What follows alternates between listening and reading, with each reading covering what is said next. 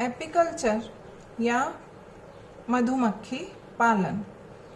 इसमें आज हम देखेंगे कि एपीकल्चर द्वारा कौन कौन से प्रमुख प्रोडक्ट्स हमें प्राप्त होते हैं। मुख्य रूप से हमें शहद या हनी और वैक्स या मोम इस इंडस्ट्री से प्राप्त होता है। सबसे पहले हम जाने शहद या हनी के बारे में। ये एक बहुत ही पोषक कीट प्रोडक्ट या कीटों द्वारा बनाए जाने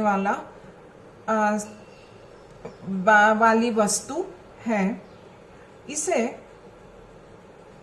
श्रमिक मक्खियाँ नेक्टर, पॉलन, फूलों से निकलने वाले शर्करा और लार से मिलाकर बनाती हैं।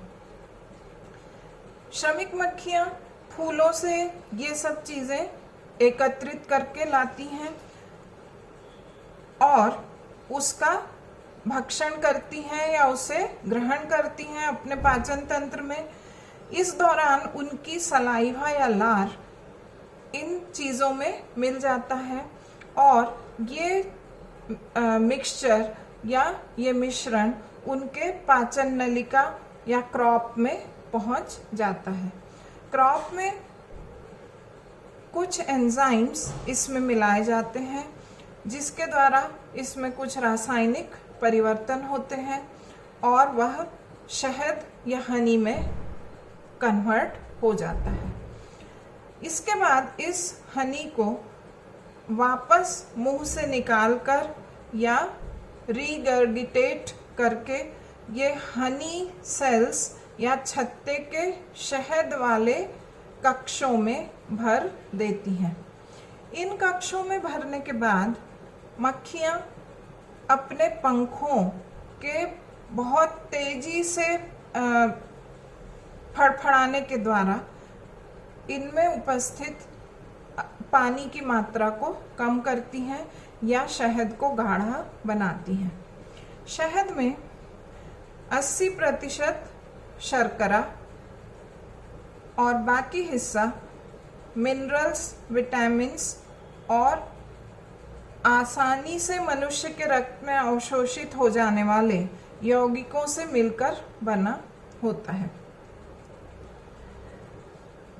शहद का रासायनिक संगठन यदि हम देखें तो इसमें लेवुलोज नाम की शर्करा होती है 38.9%, dextrose 21.28%, maltose 8.81%, enzymes, pigments, vitamins और मिनरल्स मिलकर बनाते हैं 2.21%, राख पाई जाती है इसमें करीब 1% और पानी की मात्रा होती है 17.2%। अब हम देखें कि एपीकल्चर द्वारा प्राप्त हनी को हम यदि लंबे समय तक स्टोर करके रखते हैं तो उनमें क्या क्या परिवर्तन हो जाते हैं। जब हनी को हम या शहद को हम काफ़ी लंबे समय तक भंडारित करके रहने देते हैं तो उसमें क्रिस्टलाइजेशन की क्रिया और किण्वन या फर्मेंटेशन की क्रिया होने लगती है। पहले तो शहद में दाने या ग्रेन्यूल्स या क्रिस्टल बनने लगते हैं। जब लंबे समय तक रखने पर काफ़ी मात्रा में क्रिस्टल बनने लगें तो ये माना जाता है कि ये शहद बहुत शुद्ध प्रकार का है। शहद में डेक्सट्रोज की मात्रा सबसे ज़्यादा होती है और वह क्रिस्टल बनाने लगती है। लेवुलोज नाम की जो शर्करा है वह क्रिस्टलाइज नहीं होती है। इसके बाद हम देखते हैं फर्मेंटेशन कब होता है। क्रिस्टलाइजेशन के बाद शहद की नमी या पानी छूटने लगता है, या आप ये कह सकते हैं क्रिस्टल बनने के बाद पानी की मात्रा हनी में ज़्यादा दिखाई देती है। इससे हनी डाइल्यूट हो जाता है या तनु हो जाता है, और पॉलन और नेक्टर के साथ जो यीस्ट शहद में आया है वह किण्वन या फर्मेंटेशन की क्रिया प्रारंभ कर देता है। इससे शर्करा एथेनॉल में और कार्बन डाइऑक्साइड में बदलती है। तो शहद में उपस्थित लेवुलोज और डेक्सट्रोज की कुछ मात्रा अल्कोहल और कार्बन डाइऑक्साइड में बदल जाती है। इससे उसकी क्वालिटी या गुणवत्ता में फर्क पड़ता है और स्वाद में भी फर्क हो जाता है।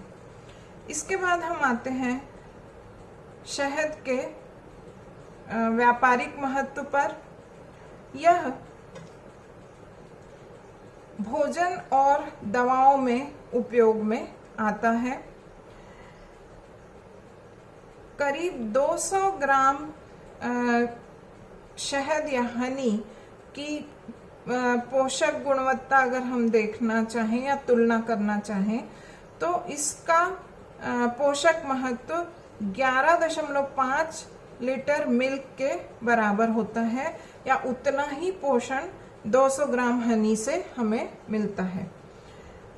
2 ग्राम हनी करीब 67 किलो कैलोरी एनर्जी उत्पन्न करता है।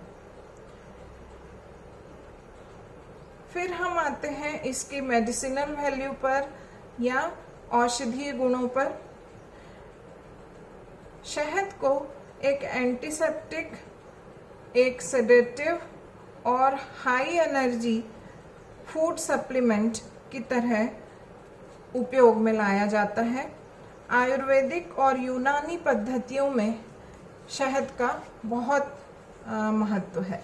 रक्त में हीमोग्लोबिन की मात्रा बढ़ाने में, रक्त को साफ करने में, सर्दी खांसी बुखार में एक मेडिसिन के तौर पर, मुख और आहार नाल के छालों को ठीक करने में शहद का बहुत उपयोग होता है।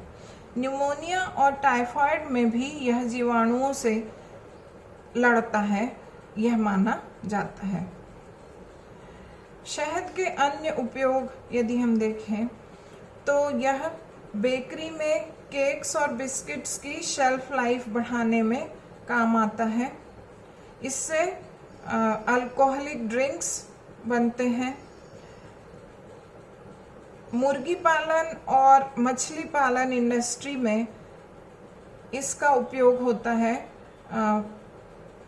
मुर्गियों और फिशेस के फूड बनाने में इसका महत्वपूर्ण उपयोग होता है। इसी तरह से बायोलॉजिकल रिसर्च लैबोरेटरीज में भी इसका काफ़ी उपयोग है। प्लांट ग्रोथ स्टिमुलेशन में ये बहुत सहायक है। बैक्टीरियल कल्चर मीडियम में इसका उपयोग होता है। बायोलॉजिकल कंट्रोल एजेंट्स के प्रोडक्शन में, इंसेक्ट डाइट बनाने में भी इसका महत्वपूर्ण रोल होता है। अब हम आते हैं इस इंडस्ट्री के दूसरे महत्वपूर्ण प्रोडक्ट वैक्स या मोम पर। यह भी एपीकल्चर इंडस्ट्री का एक बहुत ही इम्पॉर्टेंट बाय प्रोडक्ट है। यह एक पीला भूरा पदार्थ है जो पानी में नहीं घुलता। इसे मधुमक्खी के छत्तों से प्राप्त किया जाता है। श्रमिक मक्खियां अपनी वैक्स ग्लैंड से पतले पतले फ्लेक्स या छोटे टुकड़े बनाती हैं, जिनका छत्ते के निर्माण में उपयोग होता है।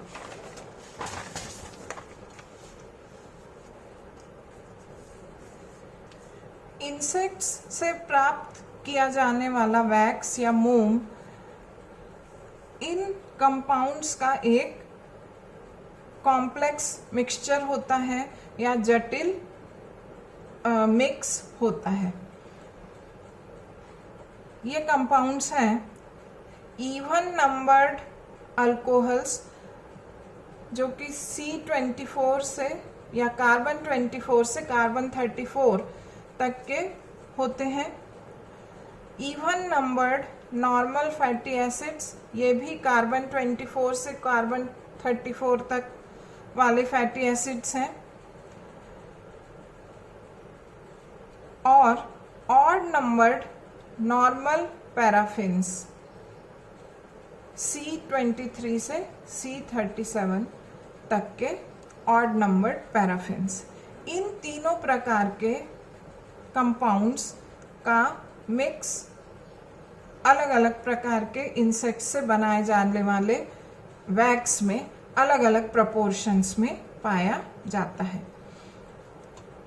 वैक्स या मोम कई सारी इंडस्ट्रीज में काम में आता है, जैसे कॉस्मेटिक्स इंडस्ट्री में, पेंट्स में, ऑइंटमेंट्स में, कार्बन पेपर इंडस्ट्री में, ल्यूब्रिकेंट्स बनाने में, और बायोलॉजी की लेबोरेटरीज में माइक्रोटोमी के ब्लॉक्स बनाने में।